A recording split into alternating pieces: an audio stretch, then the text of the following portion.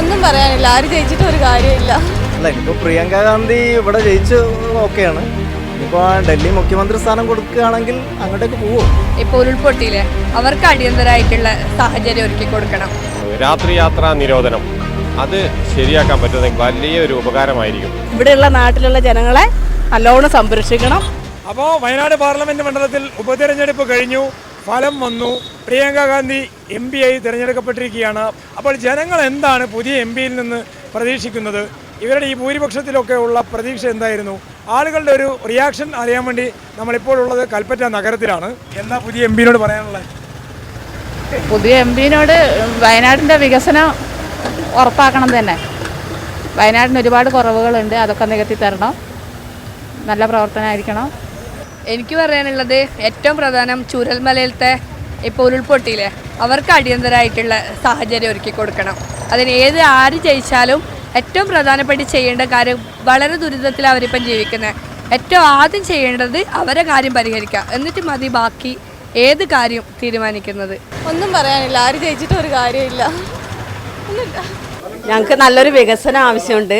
പിന്നെ ഞങ്ങൾക്ക് ആദ്യമായിട്ട് വേണ്ടത് ഒരു മെഡിക്കൽ കോളേജിൻ്റെ ആവശ്യം നിർബന്ധമായിട്ടും ചെയ്തു തരണം. പിന്നെ പ്രിയങ്ക ഗാന്ധി ജയിച്ചതിൽ വലിയ അഭിമാനമുണ്ട് ഞങ്ങൾക്ക്. അതാണ് ഞങ്ങൾ ആഗ്രഹിച്ചതും.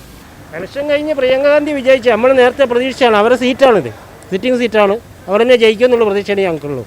നല്ല ഞങ്ങളൊക്കെ പ്രാർത്ഥിച്ചിട്ട് പ്രിയങ്ക ജയിക്കാൻ, എല്ലാവർക്കും ഒരു അനുകൂലമല്ലേ.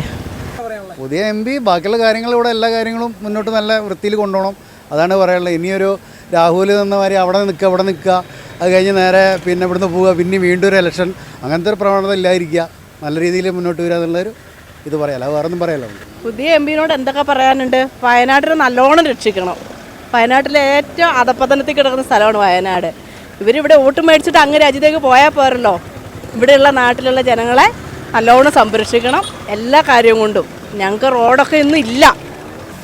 പുതിയ MP എന്ന് പറഞ്ഞാൽ ഇതിപ്പോൾ സംഗതി രാഹുൽ ഗാന്ധിയാണ് നമ്മുടെ MP ആയിട്ട് നിലവിലുണ്ടായിരുന്നത്. രാഹുൽ ഗാന്ധി പോയി പ്രിയങ്ക ഗാന്ധി വന്നു എന്നുള്ളൂ, അതല്ലാണ്ട് ഇപ്പോൾ വേറെ ഒന്നും കൂടെ നടക്കുമെന്ന് എനിക്ക് തോന്നുന്നു. പുതിയ MP-നോട് പറയുന്നത് വയനാടിൻ്റെ ഓടുള്ള ഒരു അവഗണന അത് ഒന്ന് മാറ്റിവെക്കണം. നമ്മുടെ വയനാടിന് ദുരന്തവുമായി ബന്ധപ്പെട്ട് ഒരുപാട് പ്രശ്നങ്ങൾ നിലവിൽ നിൽക്കുന്നുണ്ട്. അതിന് വേണ്ടിയിട്ട് ജനങ്ങളുടെ ബുദ്ധിമുട്ട് മനസ്സിലാക്കി അതിനുവേണ്ടി പ്രവർത്തിക്കുക, വയനാടിൻ്റെ ഉന്നമനത്തിന് വേണ്ടി പ്രവർത്തിക്കുക. നല്ലൊരു വികസനം തന്നെ വരുമെന്ന് ഞാൻ വിചാരിക്കുന്നുണ്ട്. ഒന്നും പറയാനല്ലേ വരെ അതെ കാര്യം അവർ നോക്കുന്നുണ്ടല്ലോ. ഇല്ല, ഒന്നും വരട്ടെ, പഴയതുപോലെ ആവാതിരിക്കട്ടെ എന്ന് വിചാരിക്കാം. പ്രിയങ്കയെ നമ്മൾ നോക്കുക, 5 വർഷം പ്രിയങ്ക ഉഷാറായിരിക്കുമെന്ന് പ്രതീക്ഷിക്കുന്നു. നമ്മളെല്ലാം പ്രിയങ്ക കഴിയത്. പ്രിയങ്ക ഗാന്ധി MP നമ്മളെ വയനാട്ടിൽ നിന്നിട്ട് വയനാട്ടിന് വേണ്ടിയിട്ടുള്ള എല്ലാ കാര്യങ്ങളും ചെയ്യണം, വയനാടിന് വേണ്ടിയിട്ട് പ്രവർത്തിക്കണം. അല്ല, ഇനിയിപ്പോൾ പ്രിയങ്ക ഗാന്ധി ഇവിടെ ജയിച്ച് ഓക്കെയാണ്. ഇനിയിപ്പോൾ ഡൽഹി മുഖ്യമന്ത്രി സ്ഥാനം കൊടുക്കുകയാണെങ്കിൽ അങ്ങോട്ടേക്ക് പോവോ? അതാണ് നമുക്കിവിടെ വയനാട്ടുകാർക്ക് ചോദിക്കാനുള്ളത്. പുതിയ MP നമ്മുടെ രാത്രി യാത്രാ നിരോധനം അത് ശരിയാക്കാൻ പറ്റുന്നെങ്കിൽ വലിയൊരു ഉപകാരമായിരിക്കും നമ്മുടെ നാട്ടുകാർക്ക്. അതെ, ഇനി പ്രിയങ്ക ഗാന്ധി ആദ്യത്തെ രാഷ്ട്രീയ പ്രവേശനമാണ്, ഫസ്റ്റ് ജയമാണ്. അപ്പോൾ വയനാടിന് പുരോഗമനം ഉണ്ടാവും എന്ന് പ്രതീക്ഷിക്കുന്നു. പുതിയ MP എന്ന് വെച്ചാൽ ഞങ്ങൾക്ക് മെഡിക്കൽ കോളേജ് ഒക്കെ പൂർത്തീകരിച്ച് തരണം എന്ന ഒരാഗ്രഹം മാത്രമേ ഉള്ളൂ. നമുക്ക് വേണ്ട ആവശ്യങ്ങളാണത്, പ്രധാനപ്പെട്ട ആവശ്യം അതാണ്, കൽപ്പറ്റ വയനാട്ടുകാരുടെ ആവശ്യം അതാണ്. സന്തോഷം, വളരെ സന്തോഷം. ഞങ്ങൾ ആഗ്രഹിച്ച ആൾ തന്നെ ജയിച്ചു, അത്രമാത്രം.